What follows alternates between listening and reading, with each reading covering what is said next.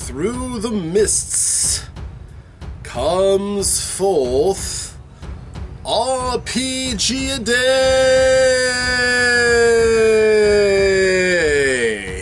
In the year 2021, RPGaDay comes back for its 8th year.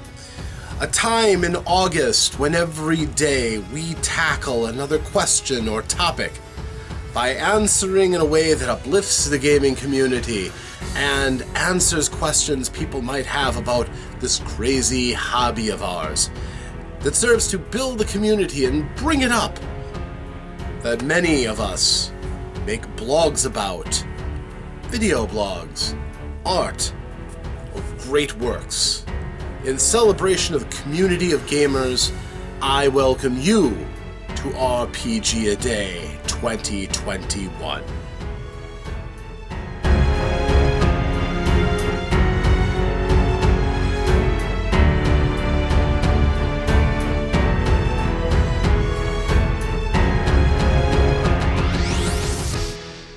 Hello friends, I am Rob, the Dungeon Tutor, also known as Omnisci on the Lair of Omnisci YouTube channel.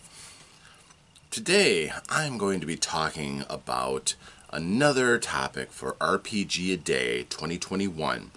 This is the 28th day. There's only a few left. Today's topic word is solo. Now, I could go into a diatribe. I'm on the record, and I've been fairly blunt about the fact that I generally don't really think very much of most solo role-playing games.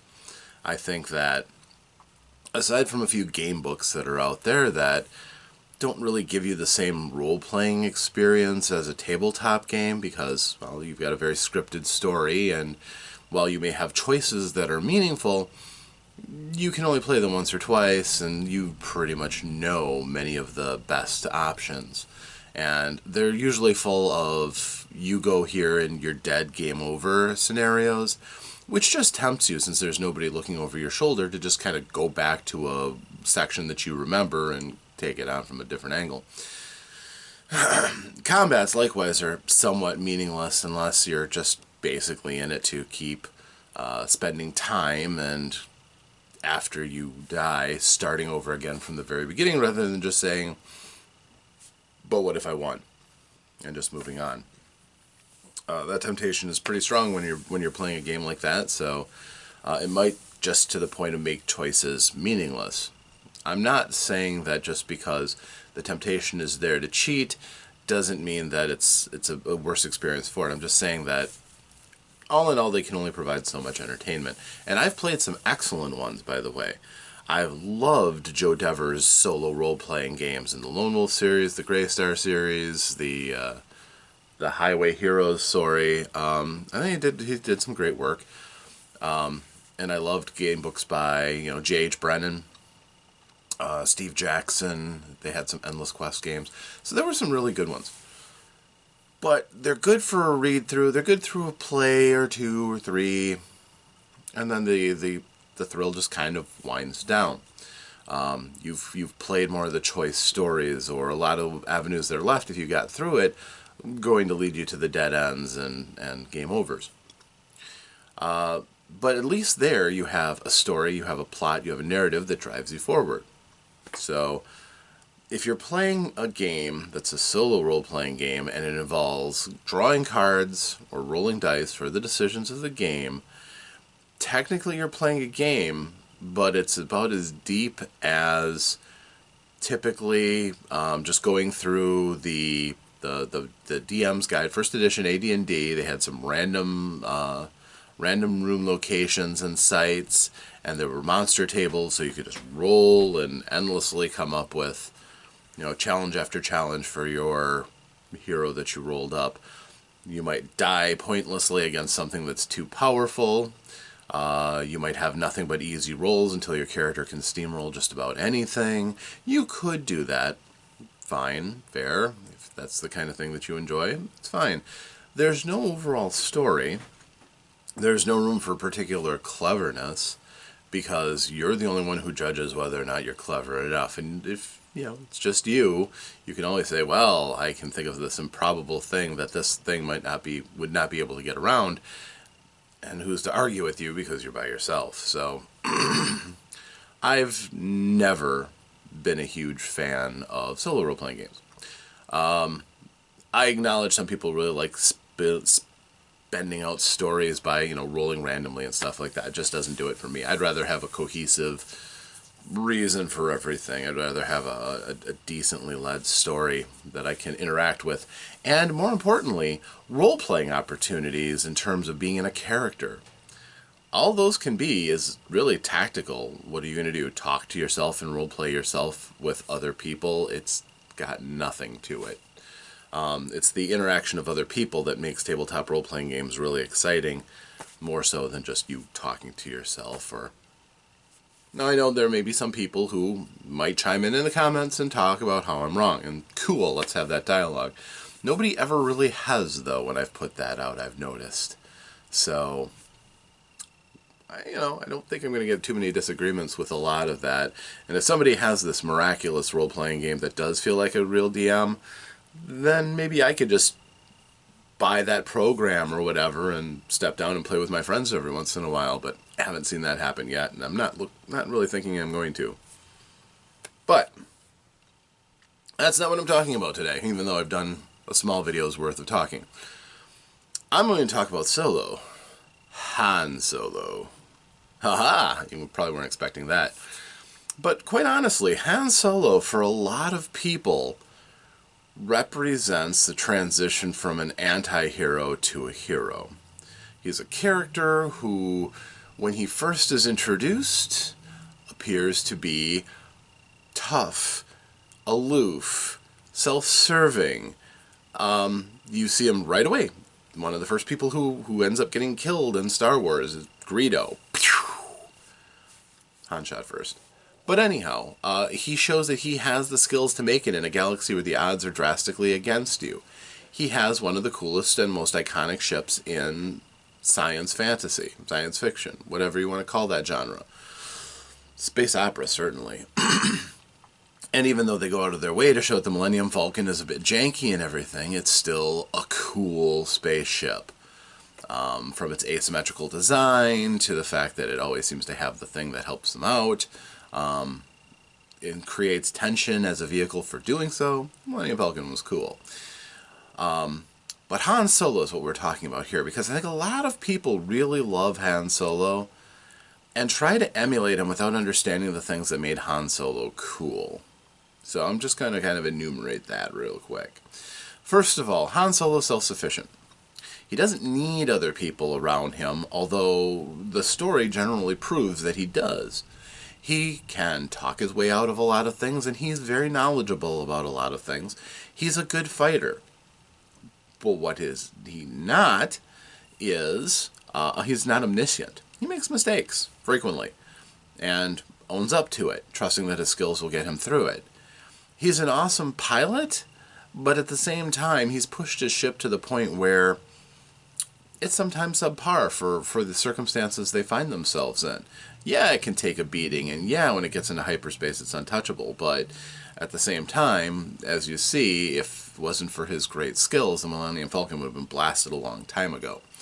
So sometimes he's good despite the Millennium Falcon at times. He has a deep history that starts off before you even know him. Obviously, there was some thought put to his character, where he came from and everything, down to his Corellian fleet, the pants with the stripe down the side that signify something to the Corellian culture, to the fact that he walks around with a Wookiee with a life debt. We love you, Chewbacca. And the fact that he demonstrates genuine loyalty to the people that are important to him. In the beginning, that's Chewbacca and himself and his ship. Those are the three things in his life. And that makes sense. He does have friends, but he's not loyal to them. He has contacts and acquaintances more so than he has what he considers to be close friends. But at the same time, that's part of his character's progression. Now, the ability to stand by yourself and have skills that make you self-sufficient is pretty important. So, from that aspect, if say we were looking at Dungeons and Dragons and trying to make a Solo-esque character, you're probably going to choose a character that is competent at what you say you do and try to stick to that. And don't be afraid to kind of make a go of things that you're not great at. And just, if something goes wrong, you deal with it. So, characters that would do pretty well. Fighters, quite clearly. A fighter is tough enough to, survive the occasional incident here and there. They may talk themselves into trouble, but their sword and their armor can often get them out of it. They can be a source of annoyance for everybody else if they try doing things and other people think that they're better at it and should be doing it, and perhaps they're right. But even so, somebody like a Solo does take initiative where it's clear that he should take initiative and almost always has something to say about a situation. That's important for that character. So if you're doing a Han Solo-like character, you just kind of sit there detached because this isn't what you care about. You're not doing justice to the character. Han has something to say about anything, even when he's going to be shot down by the princess because she knows he's full of crap. Another thing that's important is having a goal and sticking to it. Han needs money. He needs money or he's going to die. He knows this, and it colors everything that he does when we first meet him. It's still coloring things later on in the story, but it's an important factor to his character. He's got a flaw built in. He's in debt up to his eyeballs, and he's desperate because the people who he owes money to are not nice, and they're not patient. So that drives his character. If you don't have a drive, you're just, I'm just the best at what I do, and you don't have things that tie your character down or give you a momentum, you miss the point of the character. He has to be hard and relentless because the galaxy requires him to be so. Even as he shows through the character progression that he's actually a pretty decent guy who's loyal to other people. He's may not be looking necessarily for friends, but when he finds them, he's a good friend. And he's willing to risk his life repeatedly to save them. He's willing to stand up to an empire that seems overwhelming and it would be foolish to fight them, but he does it, eventually for friendship. Especially since we think the money doesn't completely pan out. So we've got that aspect. Another aspect of his character is that when he does something, he commits to it. And that's a little bit different from having a solid goal. That means that his character doesn't sit back passively if he can avoid it. And if he does, he grumbles. He wants to be the guy who goes out and does it. He is the guy who volunteers to go out in the cold and shoot a probe droid. He's the one who leads a task force on Tatooine, leaving his ship, which he's really good with his ship, behind in the hands of his friend, maybe one of his best friends. He does this because it's the skills that are required at the time, and he wants to be the action hero. Now, by action hero, that doesn't mean that he's a big, bulky, muscular guy who grapples people, wields twin repeating blasters. And no, he's a guy who does have his strengths, but he does want to act rather than be acted on. And I find that for people who try to emulate Han Solo, that can often be something that they want to be cool in the right moments and not screw up and keep looking cool. That's not Han Solo. And that's not, again, a reason why we like Han Solo, because he does cool things. It's because he's always doing something. When the camera is on him, of course. Obviously, if the camera's on Luke, you can't see what Han's doing, but you always know he's doing something. So, and another thing about Han, too, is that while he does have a little bit of a harder edge than most of the idealistic characters in Star Wars, at least the hero sides, he's not evil. He's not malicious. He does what he needs to do without regret, but he's not evil. Some people try to be Han Solo and be even edgier, and it just doesn't work. We like Han Solo because while he's willing to do the things that need to be done, and which is believable in a galaxy which we see as pretty rough, so you can't go out with an open heart. You have to watch yourself. But Han Solo does what needs to be done, and then makes it clear that that's not all he is. There's layers to that character that we get to see peeled back. And that strengthens the entirety as a whole. We see that he's kind of a softy, that he is sentimental in his approach to things. But on the other hand, if you saw him from outside, he looks like a hard mercenary smuggler. And be that as it may, once you peel back those layers, you find more to like about the character. That's something that's often missing when somebody is trying to play a Han Solo-like character. So, that's also a good convention that allows you to work with a group, even if your character is kind of a loner and likes to do his own thing because he knows what he's good at, and if he gets to do things his way, we'll win. If you make us do a lot of other frou-frou, we might not win. Yeah, somebody with that kind of approach is fine, but they bow to the group, too. Han may be sure he knows what he's doing, and it is his ship, but he does listen to what everybody else says. He doesn't just shoot them down out of hand. Unless, of course, that's the farm boy who's spouting nonsense, then, well, you've got to keep your ship together. But just like in a role-playing game, you would hear what he has to say. You wouldn't just say, "Shut up, kid," whenever he tries to open his mouth. That's not fair to the person who's playing the farm kid, and it also doesn't help the whole story come through. Just shooting somebody down repeatedly. No, you gotta let them at least get their line off. So, Han Solo is a kind of a giving character in a lot of ways, but he's a great example of a person in the galaxy of Star Wars. You gotta look to stay alive. You've got to do the things that you need to do to win and to stay alive and try to prosper, even if the odds are against you. Smugglers dare mightily, and Han Solo is one of the best, because he lives on a razor-thin edge of profitability, and if he sinks too far below that, he's going to find a bounty hunter somewhere that's going to shoot first and not introduce themselves, and, well, Boba Fett's of the world would, eventually get to him. So he's aware of his situation, and he lives by his wits. Can we all say that we've known characters that do that? Haven't played with a lot that would really fill in well for Han Solo.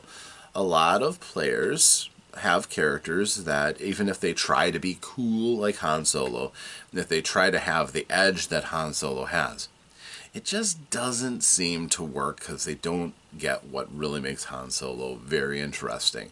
That his character is developed and has layers.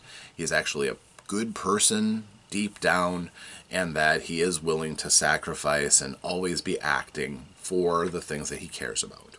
So, I think that sums up the character fairly well for what you could use as a benchmark for role-playing. Not just that, you transport people around, you shoot first, you growl at the other players and try to, do your own cool thing. It's knowing how to also be giving. So, anyhow, that's my thoughts on Solo. Got 2 for the price of 1, because, well, I growled about solo role-playing games a bit, but Han Solo is a great character in literature and history and cinematics. And you could do a lot worse than to play a character like Han Solo as long as you remember why we love Han Solo. So, anyhow, thank you for joining me. I am Rob the Dungeon Tutor, sometimes Omnisci in the Lair of Omnisci, and you're very welcome here. I hope that you like this, and like I said, if anything I said infuriates you, if I missed a major point on Han Solo and what you thought or what you always loved about Han Solo, feel free to leave in the comments. If you have a comment about solo role-playing games and you love them or you've had bad experiences, whatever, leave it in the comments. We'll have a little discussion about that, and I might end up making a video off of your feedback.